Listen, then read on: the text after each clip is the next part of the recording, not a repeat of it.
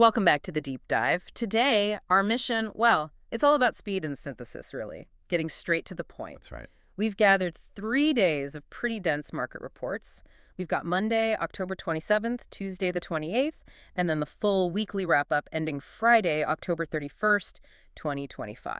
All from the Colombo Stock Exchange. Exactly. And we're aiming to get the pulse of the market during that specific window. Yeah, we're slicing through all those tables, the raw data. The reports give us the specifics, indices, turnover, sector moves, even individual stock volatility.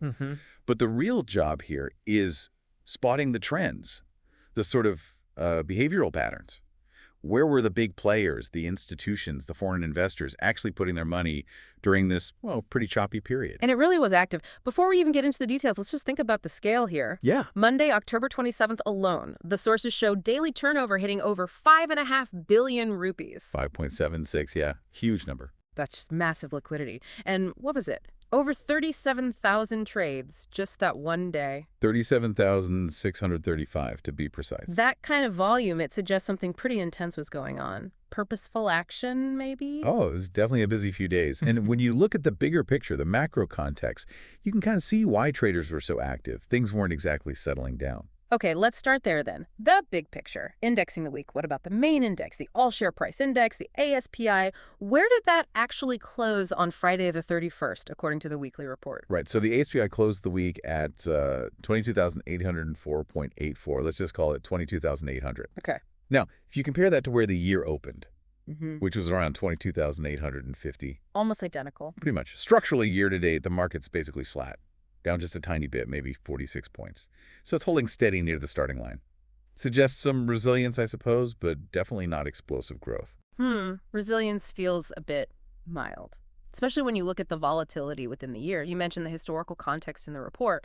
The gap between the year's high and low points is pretty dramatic. Absolutely staggering. The year highest was that opening number, 22,850.95. But the low point this year, way, way down at 14,660.45. Wow, that's like an 8,000 point difference. Exactly. A huge differential. So the fact that the index is now hovering back up near its high after having sunk that low earlier, well, it means the potential for really extreme swings is still kind of baked into the market psychology. So highly reactive still.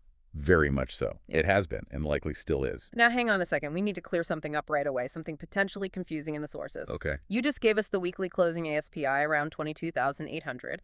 Makes sense.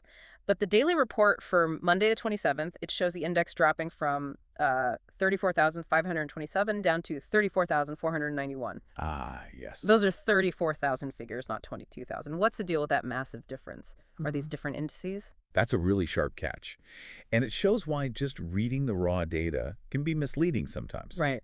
Based on how the Colombo Stock Exchange usually reports and the historical numbers, it's very likely that those daily figures, the ones in the 34,000 range, are actually referring to a different index.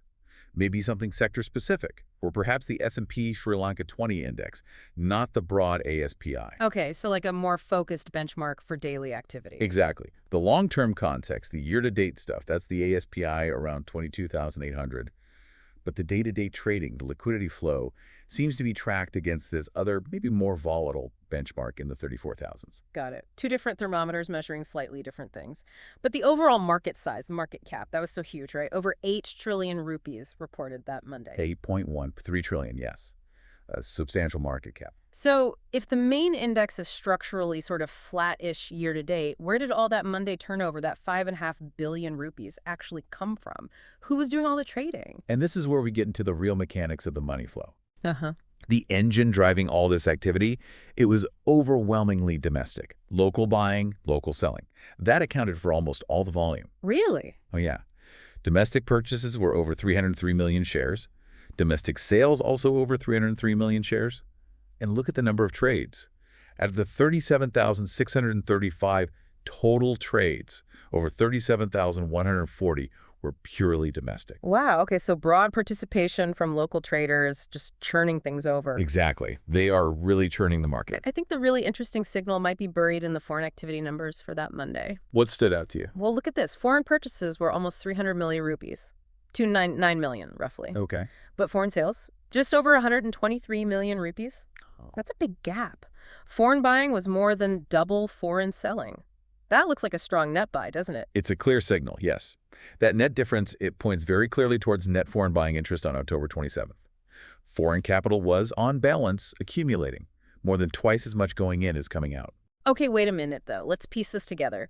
You're saying the main ASPI index is basically flat for the year. We're about to talk about how some key sectors were actually shrinking. Correct. And yet, foreign money is flowing in, net positive. Doesn't that seem contradictory? Does it mean foreign investors are seeing something specific, maybe targeting certain areas that the domestic traders aren't? Like they have more confidence or maybe just a different strategy? That's precisely the critical question here. It strongly suggests not a broad market-wide bullish feeling, but maybe more of a flight to quality or strategic positioning, meaning foreign money isn't just being scattered around, it seems to be concentrating. They might be using the volatility, the churn created by domestic traders as an opportunity to pick up specific assets they think are undervalued, while the local guys are busy speculating or maybe just getting out of smaller positions. Right, which leads us perfectly to the next point. Which sectors were seen as quality and which ones were feeling the pressure?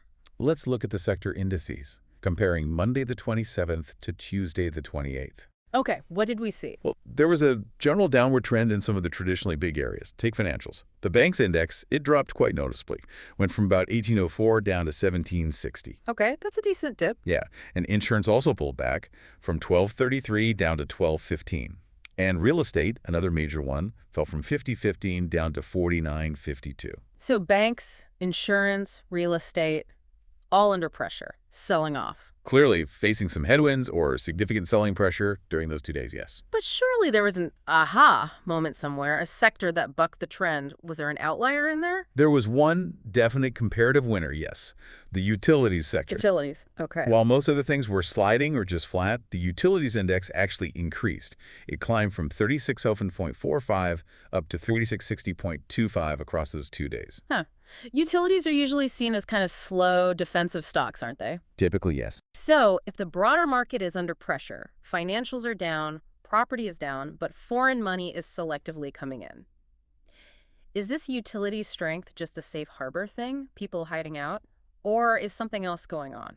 Are infrastructure stocks suddenly hot property? It's probably a bit of both, realistically.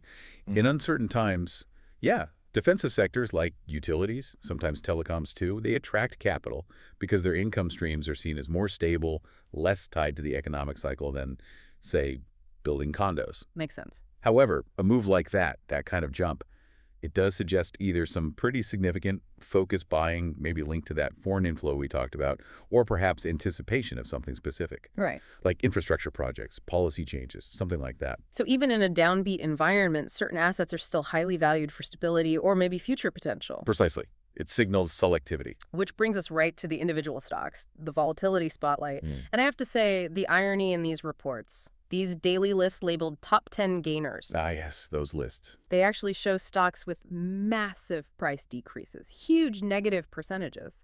It's a bizarre way to label it, but wow, does it show the selling pressure on certain names? It is definitely misleading labeling, but you're right. It really highlights the intense localized selling hitting specific, maybe higher risk stocks.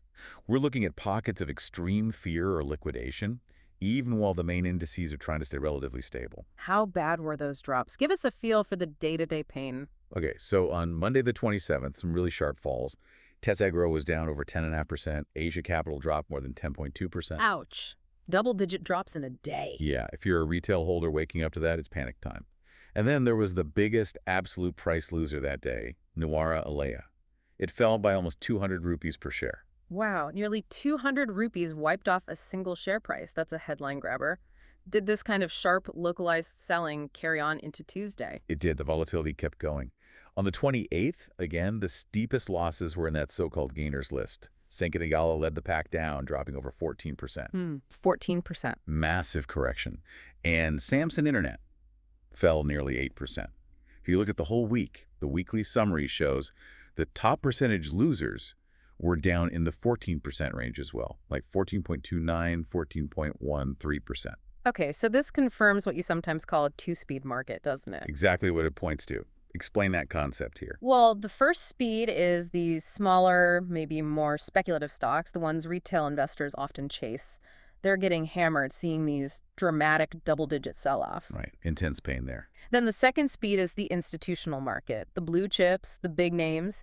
We know turnover is high overall, and foreign buyers are net positive. So it implies the heavy hitters, the institutions, are deliberately avoiding these stocks dropping 10–14% day. They certainly aren't piling into those. They're concentrating their monies somewhere else. That's the logical conclusion. So the question becomes, where was that strategic capital focused? Which specific companies were attracting the institutional money? Did the reports give clues? Absolutely. We saw huge concentrated trading volumes all week in key market majors.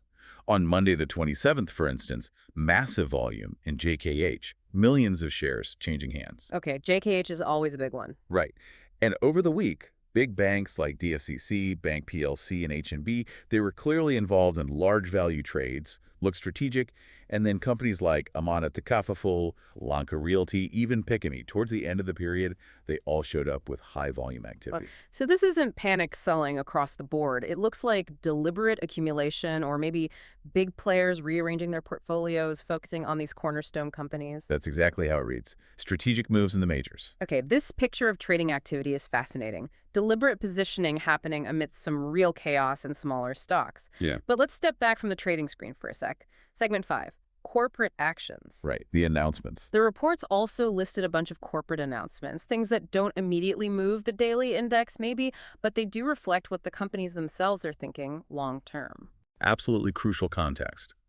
While traders are sweating the minute-by-minute moves, the company management teams are dealing with longer-term strategy. What kind of things were announced? Pretty standard stuff, actually. Things like capitalization of reserves, declarations of cash dividends, changes in company secretary or registrar, directors declaring their share dealings, appointments of new directors, that sort of thing. Okay, but why should someone listening care about this seemingly, boring corporate housekeeping, especially when some stocks are dropping 10% a day? Because fundamentally, these actions often run counter to any short-term market panic. How so? Well, think about it. When a company announces a capitalization of reserves, they're basically turning profits they've held onto into actual share capital.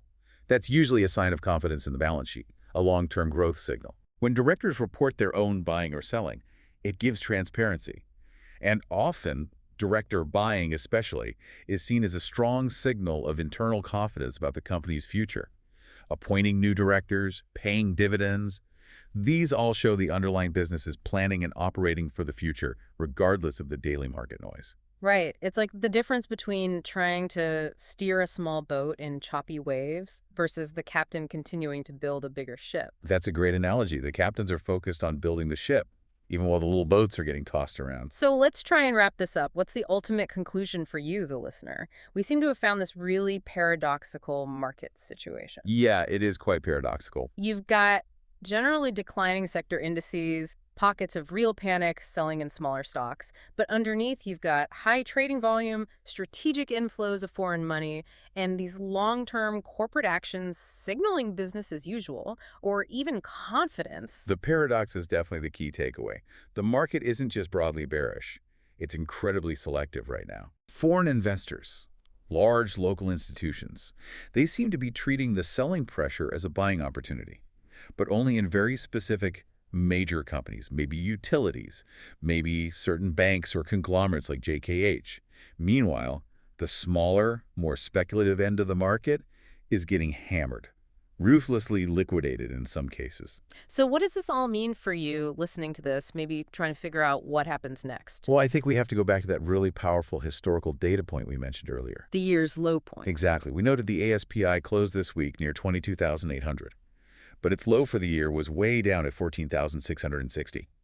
That massive potential downside, that volatility, is still inherent in this market structure. It hasn't gone away. Right. So you have to ask yourself, what kind of event, maybe a big policy change, maybe an unexpected global shock, maybe some bad domestic inflation numbers, what could actually trigger a swing back down towards that 14,660 low? Or, I suppose the flip side is also true, what could push it the other way, towards a near high? Precisely. That's the other side of the coin. Given the focused institutional buying we saw, that concentration in the big names, And coupling that with the confidence signaled by those corporate actions, capitalizing reserves, appointing directors, is the internal structure of these major companies now quietly positioning them to actually leverage this volatility, to perhaps lead a significant index breakout upwards? So are they just biding their time, waiting for the right trigger to push the whole market higher? That's the big strategic question, isn't it? Are they waiting for the right moment, the right catalyst, to really make a move and push the index towards a new high? That's the game we need to watch.